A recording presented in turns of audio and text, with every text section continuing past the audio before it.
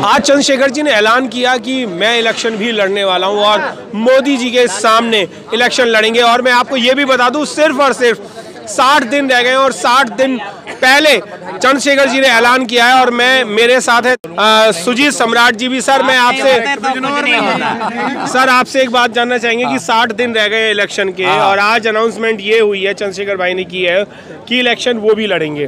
तो क्या वो इलेक्शन जो लड़ रहे हैं वो अपनी पार्टी बना के लड़ेंगे या किसी के साथ लड़ेंगे, कैसे लड़ेंगे? आपने गौर नहीं किया था, उनके शब्दों पर गौर नहीं किया। उन्होंने कहा कि अगर मोदी वाराणसी से लड़ते हैं तो चंद्रशेखर आज़ाद लड़ेगा उनके खिलाफ जी। ये बोला है। पार्टी बनाने की कोई बात नहीं है, पूरे भाई मेहमान को चुनाव लड़ने की कोई बात नहीं है। आप शब्दों पे गौर करें। अगर मोदी जो हमारे 12 भाइयों का हत्यारा है ना, 2 अप्रैल को जी, जो हमारे सारंगपुर में 40 घरों के जला दिया, जिन्होंने रोहित वेमुला को आत्महत्या में सोच कर दिया, और जो लोग हैं, ये सही है, बिल्कुल ठीक है कि अगर वो मोदी जी अगर वाराणसी से लड़ेंगे तो मोदी जी को उखाड़ने के लिए चंद्रशेखर आज़ाद है और चंद्रशेखर आज़ादी की पूरी टीम है। अगर मोदी जी वाराणसी से अगर इलेक्शन नहीं लड़ते, कहीं और से इलेक्शन लड़ते हैं, तो क्या चंद्रशेखर इलेक्शन नहीं लड़ेंगे? नहीं लड़ेंगे, बिल्कुल नहीं। वो तो सीधे तो फिर मोदी जी को हराने की क्यों बात कर रहे हैं? फिर उत्तर प्रदेश हमारी धरती है।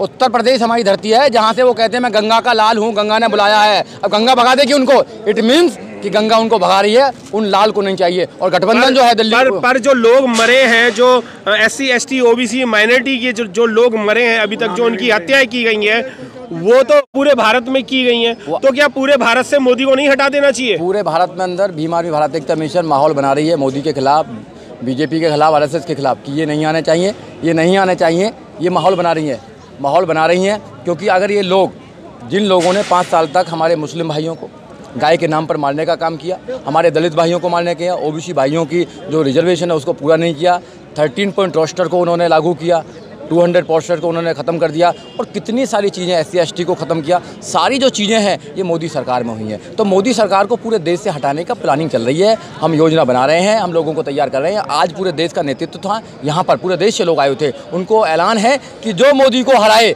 उसको वोट देना। उत्तर प्रदेश में मोदी को गठबंधन हरा रहा है, गठबंधन को वोट देना। अगर वाराणसी से मोदी जी लड़ते हैं तो चंद्रशेखर किस पार्टी को लेकर के इलेक्शन लड़ेंगे? निर्दलीय लड़ेंगे। चंद्रशेखर की अपनी एक पहचान है, चंद्रशेखर की एक पहचान है, आपने देख लिया होगा, उनकी एक अपनी पहचान है, आइडेंटिटी है। सब लोग जानते हैं चंद्रशेखर आज़ाद को, वो लोगों को मोटिवेट करते हैं। उन्होंने नौजवान साथी जो 16 महीना जेल में रह के आए, सरकार से नहीं रुके, सरकार से नहीं डरे, 16 महीना जेल में रहने के बाद भी, और जैसे जेल से आए 1 दिन घर नहीं रुके हैं। तबीयत ख़राब है, डॉक्टर ने मना कर रखी है, फिर भी वो लोगों के बीच में जाते हैं, हमारे बीच में जाते हैं, लोगों को तैयार करते हैं। तो चंद्रशेखर आज़ाद वहाँ के लिए लड़ने के तैयार है। पूरा देश की भीम आर्मी लड़ेगी। अगर नहीं लड़े मोदी जी, तो मोदी जी को फिर उनका स्टेट देखेगा। उत्तर प्रदेश में रहते हैं चंद्रशेखर जी और पूरे देश में भीम आर्मी चलाते हैं। पूरे देश में भीम आर्मी को बोल रखा है कि जहाँ भी उनके कैंडिडेट खड़े हैं उनको आप समाप्त करें, उनको रिजेक्ट करें, उनको आप पार्लियामेंट ना जाना। क्या मोदी को डराने का काम चंद्रशेखर कर रहे हैं या हराने का काम करेंगे इलेक्शन लड़के?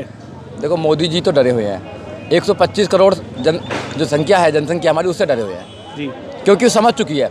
125 करोड़ जो जनसंख्या है देश की, उससे डर चुकी है। इस देश के दलितों से, इस देश के मुस्लिमों के, इस देश के OBC से 85% लोगों से मोदी जी डर चुके हैं। इसलिए मोदी जी अब चाह रहे हैं कि भाई मैं कहाँ से सुरक्षित सीट जीतूँ, यहाँ से जीत जाऊँ। ये भीम आर्मी के लोग कहाँ से आगे बीच में, भैया अब की बार हमारी सरकार बनने वाली है। अगर ये बहुजन मूवमेंट के लोग, ये जितने नेता हैं, अगर एक साथ हो जाए तो ये दावे की बात है कि मोदी जी हार जाएंगे। ये एक साथ क्यों नहीं हो रहे? अगर मोदी जी को हराना चाहते हैं तो एक साथ क्यों नहीं हो रहे? एक साथ हों, एक साथ लड़ाई लड़ें और मोदी जी को हराएं।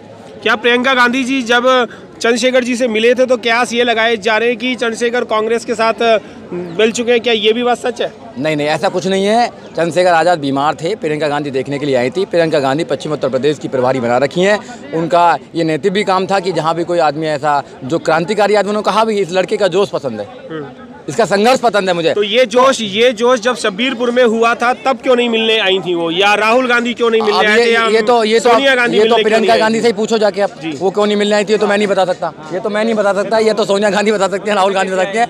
वो क्यों आई थी मैं ये बता सकता हूँ, वो जब क्यों नहीं आई थी ये मैं कैसे बता सकता हूँ। क्या सुजीत सम्राट भी इलेक्शन लड़ेंगे? सुजीत सम्राट कोई इलेक्शन नहीं लड़ेंगे। सुजीत सम्राट इलेक्शन के लिए नहीं बने हैं। सुजीत सम्राट बहुजन मूवमेंट के लिए बनाए हैं। सुजीत सम्राट की गर्दन कट जाएगी, मगर अपने समाज के साथ गद्दारी नहीं करेगा। संगठन चाहेगा सुजीत सम्राट को कि वो चौकी पर बैठकर अगर दरी बिछाएगा तो दरी बिछाएगा। संगठन चाहेगा कि आप नेतृत्व करें तो नेतृत्व करेगा सुजीत कुमार। सुजीत कुमार का अपना कुछ नहीं है। सुजीत कुमार की भीम आर्मी परिवार है, हम परिवार मानते हैं। परिवार जो डिसीजन करेगा सुजीत सम्राट वो काम करेगा। एक लास्ट सवाल मेरा यह है कि बहुजन समाज पार्टी की जो महानायिका हैं सुप्रीमो बहन कुमारी मायावती जी, बहन कुमारी मायावती जी चंद्रशेखर का सपोर्ट क्यों नहीं कर रही हैं, या उनके साथ क्यों नहीं खड़ी हो रही हैं, या उनको अपने साथ क्यों नहीं खड़ा करती हैं? वो क्या कारण है? अगर बहन जी से मुलाकात हो तो पूछ लेना उनको, मुझे तो पता नहीं है, मुझे नहीं पता। बहन जी से मुलाकात हो तो पूछना कि आप क्यों सपोर्ट नहीं करती हैं, ये उनको जवाब दे सकती है, मैं नहीं दे सकता। धन्यवाद।